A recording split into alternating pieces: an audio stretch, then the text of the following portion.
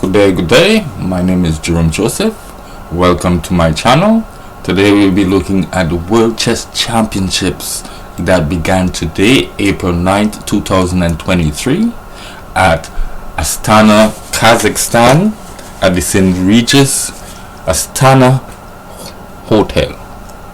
And if you give me the next 10 to 15 minutes, we can dive closer and delve deeper into the minds of two giants in this chess world.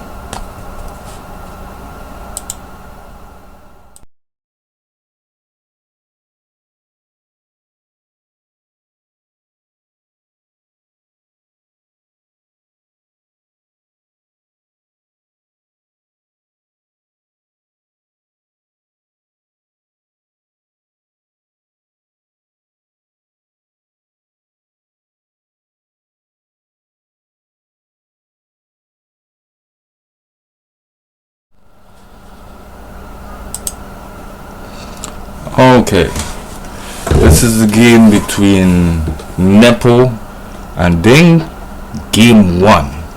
Let's see what everything is about this first day. So white starts off with e4, black replies with e5,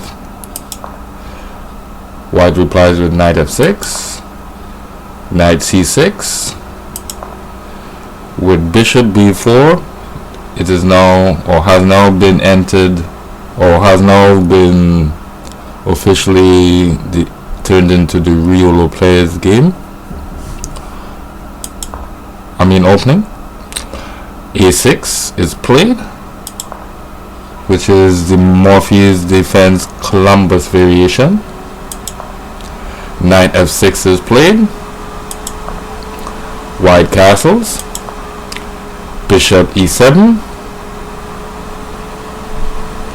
and now this here has transposed into the closed Morpheus defense. White plays bishop takes knight c3, what black replies d takes c6, rook e1. I was just wondering why. I guess it's too much if that pawn is taken, so white defends his own pawn. Black plays knight d7, protecting his e5 pawn. d4 is played by white. Black takes. Now with that's the first, not the first, but it's a clarification in the position.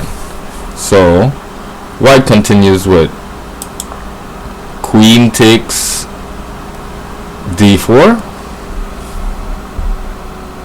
black replies with castle,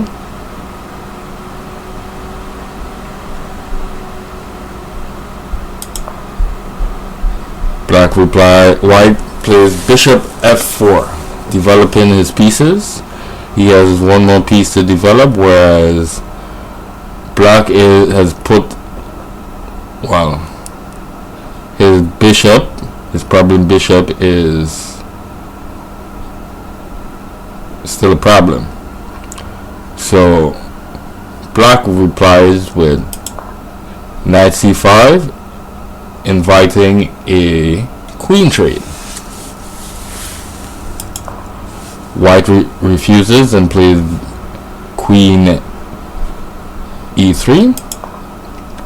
Black develops his last piece. White plays knight d4.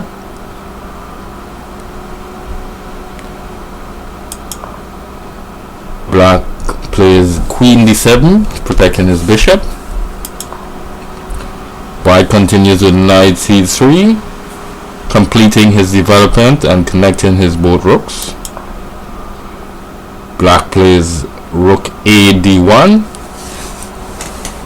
making sure he has some control of the only open file.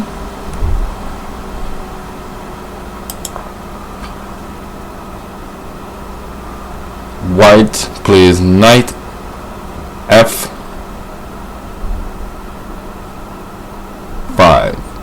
attacking the bishop on e7, and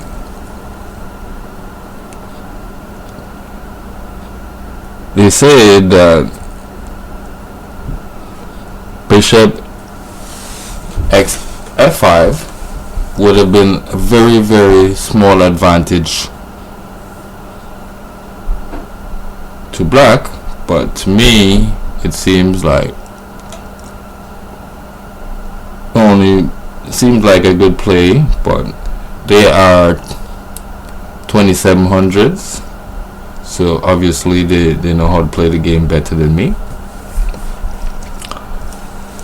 And now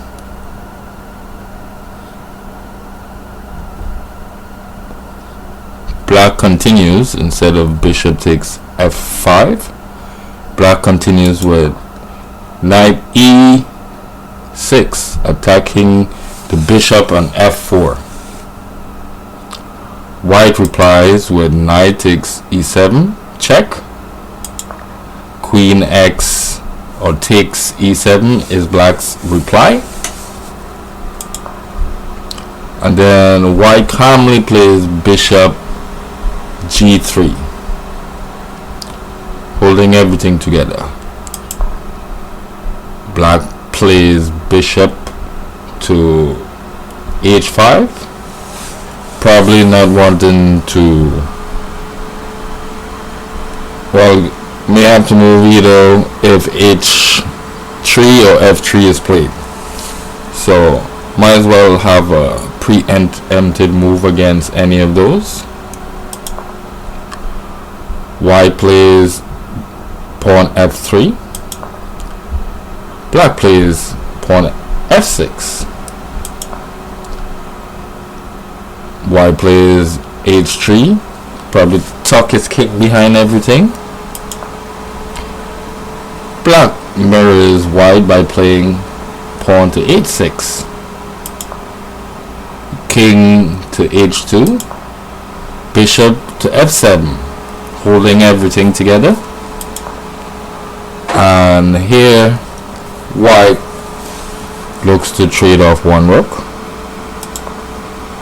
Black plays pawn to b6, just holding everything together, not looking to advance them too far and probably get problems later. White plays a3, black plays a5. These seems like waiting moves before they decide what to do, but that's just me. White plays knight e7, then black decides to trade off one of the rooks, and then decides to trade off the other rook. White replies with rook to d3, probably looking to change the pawn structure, add a different dynamic to the situation. Then black plays c5, queen to d2. I almost forgetting the square as well. Then black plays pawn to c6. Then white exchange off a rook. Knight takes, because if queen took, then bishop to c7 would basically gobble up some, well, at least one of black's pawns. So that is why knight takes was the reply. Queen to f4. Black continues expansion on the queen side by playing b4. White infiltrates the position and pins the knight, and also is threatening bishop to d6. So black decides to sidestep the pin by playing king to h7. White replies with bishop to d6. Black's reply is queen to d7, but for some strange reason, instead of taking the pawn on c5, which would have given him a significant advantage, not 2 points, but like 1.36 or 1.4 as for the advantage for white. But white plays a defensive maneuver, which is knight to g6. Thus, in my opinion, white squandered his only real chance, but that's the only chance I had seen. So black replies with knight e6 to protect the pawn. f4 is played, h5 is played, c3 is played, c4 is played by black.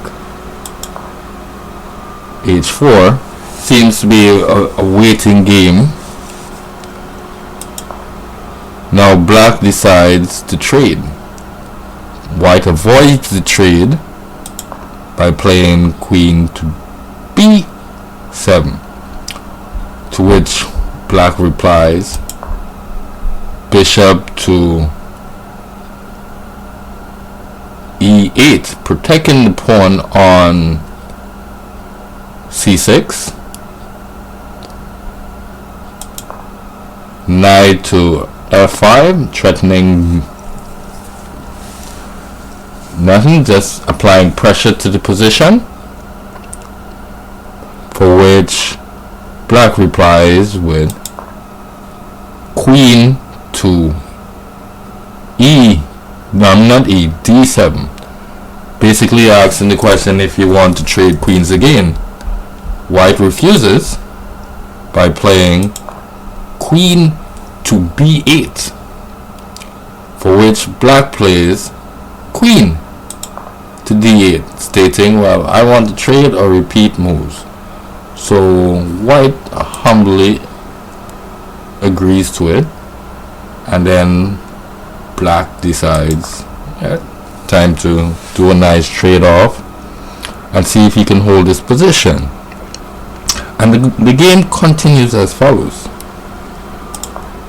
knight to d4 by white, knight to b7 by black, pawn to e5, basically creating a pass pawn, king to g8, basically going to the center to help with the defense of the position,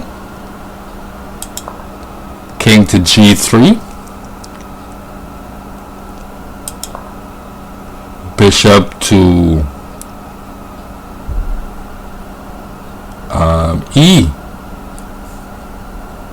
d7. Bishop to d7. Yeah, just babbling. But anyway, let's go back to the position.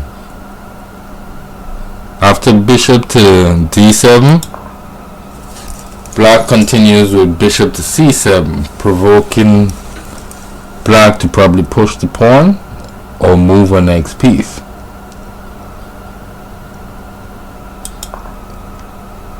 Black decides to sacrifice that pawn and go after the b pawn.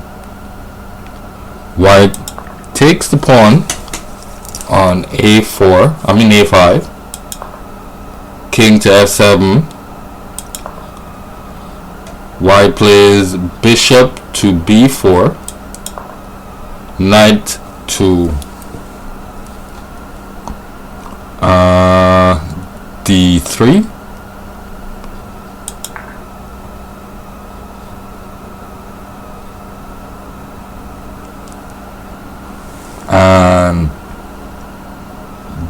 basically didn't allow himself to be forked. But it's just a sacrifice. So let's see the continuation. Well, it's not really a sacrifice, it's an exchange of pawns. So let's see how it goes. Bishop takes e6. Knight takes c6.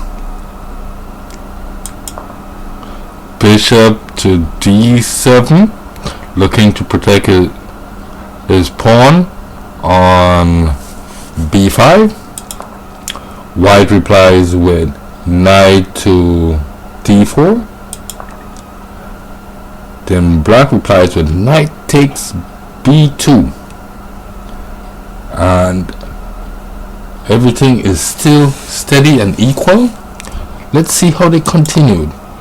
King to f3, bringing the king to the center. Black is kind of restricted in that area, so let's see what his plan is. He brings his knight back to d3, probably to exchange on the bishop, but we will see what the plan is.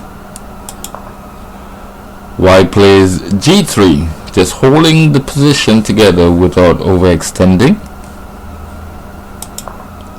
Knight to c1.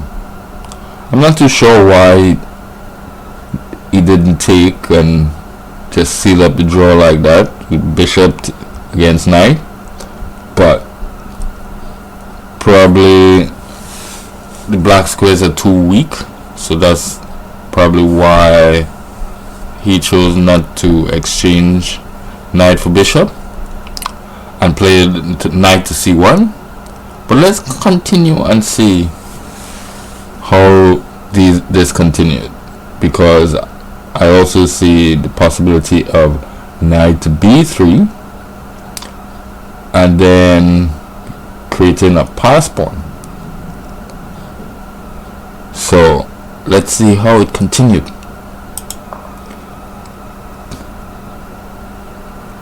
King to d3, and I believe a draw was called or agreed upon, because the king is close enough that he has to come back and probably go and maneuver somewhere else. But that was the game. Thank you kindly for your patience and have a good day.